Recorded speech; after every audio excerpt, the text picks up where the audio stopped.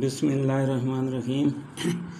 ADP के लिए lecture 24 है, लेक्चर नंबर 24। और आज इसमें हम कैलकुलस का यूनिट नंबर 11 जो है वो स्टडी करेंगे, parametric equations and polar equations वगैरह। तो सबसे पहले ये है कि पैरामीट्रिक इक्वेशंस क्या होती हैं, यह हम थोड़ा सा स्टडी करते हैं। Let X equals to F of T and Y equals to G of T are two functions over an interval of values of t. Then the graph of the points f of t and g of t equals to x y represents a curve, and the equation x equals to f of t and y equals to g of t are called parametric equations of the curve. ये जो कुछ भी सारा मैंने अभी आपके सामने पढ़ा है और ये लिखा हुआ है, इसको हम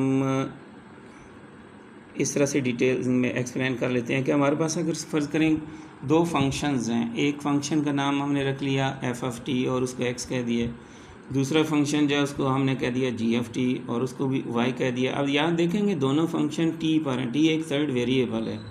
अगर हमें कोई सी दो इक्वेशंस एक्स और वाई की फॉर्म में किसी तीसरे वेरिएबल की फॉर्म में दी हों, तो अब इन एक्स और वाई को अगर हम पॉइंट्स में यानी टी की डिफरेंट वैल्यूज़ पुट करते जाएं, एक्स और वाई के पॉइंट्स बनते चले जाएंगे। इन एक्स और वाई के पॉइंट्स को अगर ग्राफ पेपर पर ड्रा कर लें तो हमारे पास कोई एक कर्व बन जाएगी, कोई आर्क बन जाएगी, सर्कल बन सकता है, लाइन बन सकती है, पैराबोला बन सकता है, कोई इस तरह की आर्क बन जाएगी। इस आर्क को हम ये जो इक्वेशंस होंगी एक्स और x equals to F of t और y equals to g f t, इन दोनों को हम कहेंगे parametric equations of the curve. और इन दोनों की मदद से जो इक्वेशन ऑफ कर्व जो है वो भी फाइंड की जा सकती है।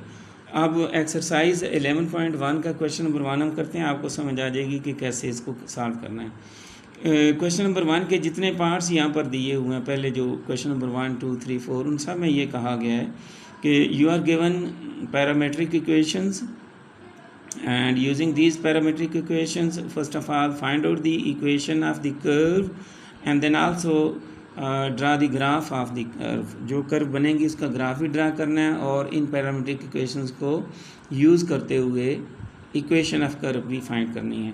तो पहला क्वेश्चन है x इक्वल्स टू 3t, ये इक्वेशन यानी फर्स्ट इक्वेशन हो गई,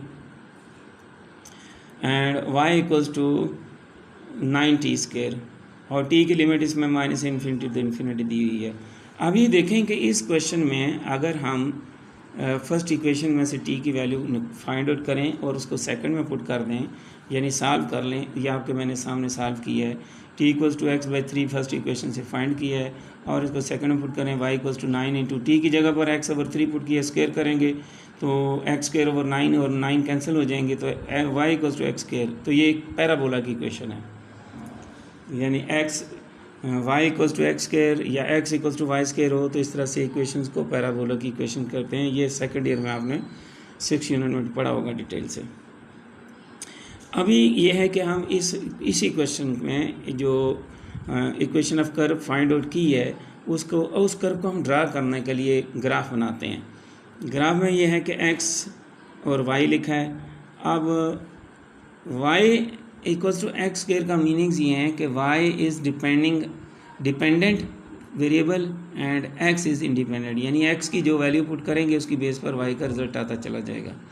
इसलिए ऊपर हमने x को लिख लिया और नीचे y को। अब इसमें 4-5 वैल्यूज़ लिख लें x की अपनी मर्ज़ी से, क्योंकि जो वैल्यूज़ दी हैं ऊपर t की वो इन्फिनिटी टू इन्फिनिटी है, यानी आप उधर कोई भी x की वैल्यू नेगेटिव पॉजिटिव यूज़ कर सकते हैं।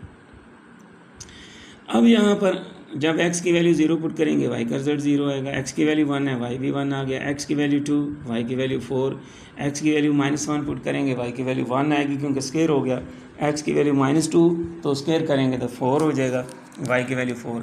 ये x और y दो पॉइंट्स जो हैं x और y की वैल्यूज़ जो हैं इनको अगर आप ग्राफ पेपर पे ड्रा कर दें, सबसे पहले मैंने जहाँ जो टर्न कर रहा है जहाँ इसका वर्टेक्स है यानी एक्स को टच कर रहा है उसको 0 0 पॉइंट करते हैं। फिर -1 और 1 जहाँ जहाँ मैंने क्रॉस लगाए हुए हैं ना ये इसके ऊपर ये पॉइंट्स हैं। पहला पॉइंट फ़र्ज़ करें -2 4 है यानी x की वैल्यू -2 y की वैल्यू 4। फिर दूसरा पॉइंट है -1 1।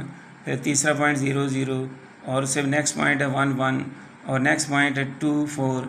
इन सब को जब मिलाएंगे तो ये पैराबोला बन जाएगा। बिल्कुल इसी को जहन में रखें और इसी कंसेप्ट को। तो क्वेश्चन नंबर 2 पे आ जाए। क्वेश्चन नंबर 2 ये है x equal to -t root and y equal to t दिया हुआ है, t की वैल्यू पॉजिटिव दी हुई है। तो सॉल्विंग दीज टू इक्वेशन, दोनों इक्वेशंस को यानी किसी एक में से, अब यहाँ से y की value y equal to t जो है y में से t की वैल्यू फाइंड आउट करना ऑलरेडी दी हुई है, उसको पुट करना x में ज़्यादा ईजी है। तो जब उसमें हम पुट करते हैं x equal to -y root आ जाता है यानी t की जगह y पुट कर दिया।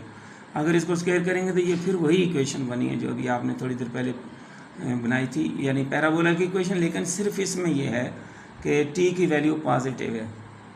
अब t की वैल्यू पॉजिटिव है इसलिए मैंने t को भी इधर नीचे ग्राफ में यूज़ किया। देखें t की वैल्यूज़ इन दोनों में हम यूज़ करेंगे यानी t की वैल्यू 0 1 2 3 4 मैंने पुट कर दी। और अगर t की वैल्यू x में पुट करें तो वो आ जाता है 0 1 2 रूट 3 रूट एंड 2। और वही t की वैल्यूज़ y में पुट करें तो रिजल्ट आ जाता है 1 2 3 4 और 0 भी है साथ। इनको पॉइंट्स की फॉर्म में कन्वर्ट करें, ग्राफ पे ड्रा करें तो ये आ जाता है हमारे पास ग्राफ। अब आप आ जाएं क्वेश्चन नंबर 4 पे। दो इक्वेशंस आपको दी हैं, x as a function of t, y as a function of t। t जो है -∞ टू इन्फिनिटी है।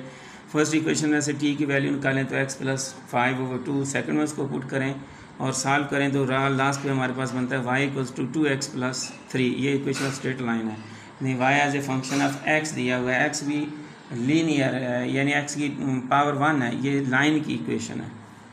तो इसमें x और y लिख लिया और आप x की वैल्यूज़ पुट करते जाएं, y की रिज़ल्ट आते जाएंगे। इनको ग्राफ पे ड्रा करें तो स्ट्रेट लाइन बन जाएगी। Very easy to check it, आप इसको खुद करेंगे तो हो जाएगा।